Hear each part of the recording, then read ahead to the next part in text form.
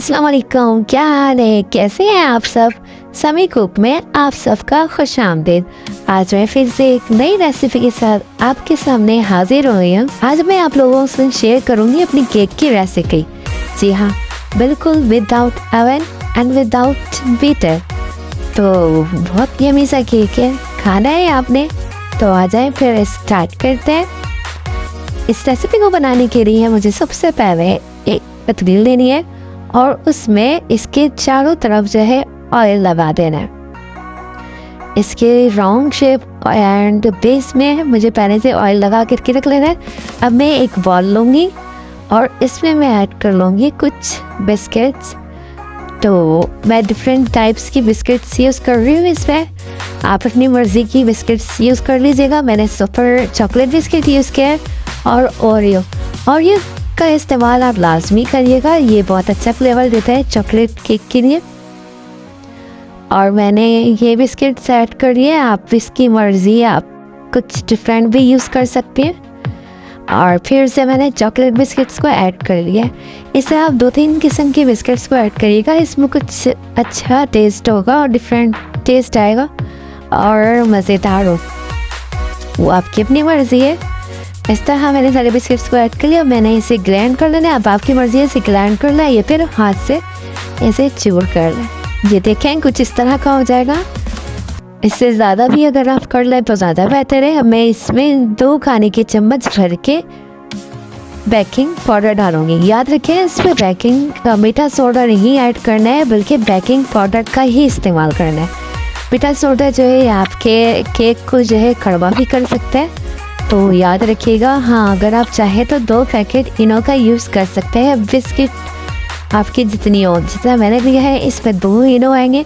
और अगर आपने जो है इससे कम बिस्किट का इस्तेमाल करना है तो उसमें 1 इनो का पैकेट आएगा।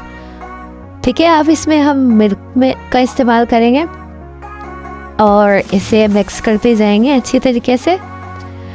इसमें कम से कम 2 से 2.5 कप मिल्क की ज़रूरत होगी। जैसे जैसे हमें इसकी नीड होती रहेगी हम डालते रहेंगे और इसे जो है एक अच्छा सा हमीज़ा बना लेंगे। तो अभी जो है हमारा हमीज़ा तैयार होता है।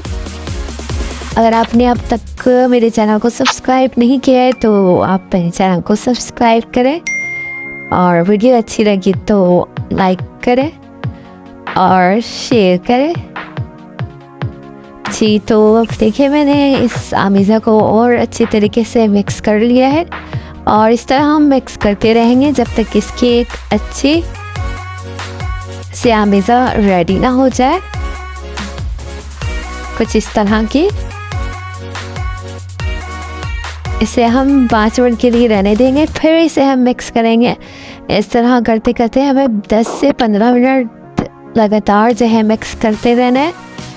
अभी मैंने एक पतले में जो ऑयल लगा के रखा था उसमें इन आमीज़ा को ऐड कर लेंगे और मैंने पहले से ही तवे को गरम करने के लिए चढ़ा दिया क्योंकि हम इस पर ओवन का इस्तेमाल नहीं कर रहे। तो मैंने प्री हीट कर लिया है तवे को। तवा जब हमारा हीट पे हो जाए तो इस आमीज़ा से भरे हुए पतीले को मैं इस तवे के ऊपर रख लूँगी और इसकी जो फ्लेम है बिल्कुल स्लो कर दूंगी। इतनी स्लो जितनी के एक बिरयानी में दम लगाने के लिए रखते हैं।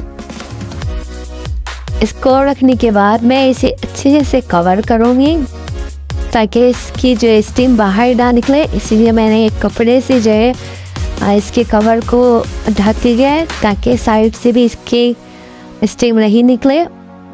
और ये देखें आधे घंटे के बाद मैं इसे चेक करूँगी। अगर आधे घंटे के बाद भी मैं स्टिक से चेक कर रही हूँ, अगर इसमें ज़रा सा भी लग कर आ जाए, केक चिपक जाए, तो इसका मतलब है केक अभी रेडी नहीं है। लेकिन इसमें बिल्कुल भी नहीं आया है तो मतलब मेरा केक रेडी है। मैंने उसे ठंडा होने के लिए रख दिया है और मैंने कुछ चॉकलेट निकाला है और इस तवा में रख लिया है ताकि ये स्टीम से क्या हो जाएगी, मेल्ट हो जाए। ये मैंने मेल्ट कर लिया और ये कुछ मूंगफली है जो पीनट्स मैंने ले लिए। इसे अब मैं थोड़ी सी बुरादा कर लूँगी आपकी मर्ज़ी है, आप बहुत ज़्यादा कर लें या कम कर लें। तो मैंने तो हल्की फुल्की बुरादा कर लिया, ये देखिए कुछ इस तरह की हो गई है। चाहे तो आप ज़्यादा कर लें और आपकी मर्ज़ी है ये। तो मैंने इसे बुरादा कर लिया, अब मैं इसे चॉकलेट में ऐड कर लूँगी। इन सारे पीनट्स को मैंने जो है चॉकलेट्स में ऐड कर देना है और इसे मिक्स कर लेना है। तो मैंने इसे मिक्स कर लिया है, ये देखिए कुछ इस तरह का हो गया है। अब मैंने जो केक रख दिया था ठंडा होने के लिए रूम टेम्परेचर में, ताकि मैं उसे आसानी से बाहर निकाल सकूँ, तो वो हो गया है। अब मैं एक प्लेट लेकर के इसे किसी के साइड रख लूँगी। ये देखें इस तरह से जो है मैंने केक निकाल लिया है। तो ये मेरा केक रेडी है। आप देखें किस तरह का शेप्स बिल्कुल रेडी हो गया है और बिल्कुल भी नीचे नहीं लगा। ये हमारे नीचे साइड का हिस्सा था। और ये जो मैंने पिनट्स को चॉकलेट में ऐड किया था, इससे मैं जो है इसके ऊपर डेकोरेट कर दूंगी।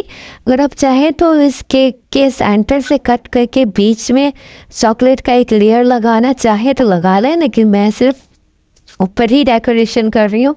अगर आप कट करके इसे चॉकलेट की लेयर लगाएंगे तो भी बहुत मज़े की होगी। तो उस टाइम आपने पीनट ऐड नहीं करना है, सिर्फ चॉकलेट को मेल्ट करके यूज़ करना है। तो मैंने तो नहीं किया, मैं सिर्फ ऊपर से डेकोरेशन करी। डेकोरेशन आपके ऊपर होता है, आपकी मर्ज़ी है, आप जितना चाहें इसे सजाएं और जितना अच्छा बनाना चाहें आप बना लें, वो आपकी अपनी चॉइस होती है। तो मैंने साइड में कुछ चॉकलेट बचे हुए थे, वो मैंने रख दिया है इस तरह से डेकोरेशन के लिए। तो आप देख लें, तो वो रेडी हो गया है मेरा केक, आप देख सकते हैं। अब मैं डिश आउट करूँगी और टेस्ट करके बताऊँगी कि आपको कैसा बना है। तो देखने में तो बहुत यमी है और खाने में भी बहुत ही यमी है। तो आप लाजमी ट्राई करिएगा। और अगर अब तक आपने मेरे चैनल को सब्सक्राइब नहीं किया है तो मेरे चैनल को सब्सक्राइब करें। इस तरह आपको रोज़ाना मेरी वीडियो फ्री में देखने मिलेंगी। Thank you so much for watching. अल्लाह हाफिज़, फिर मिलेंगे नेक्स्ट वीडियो में।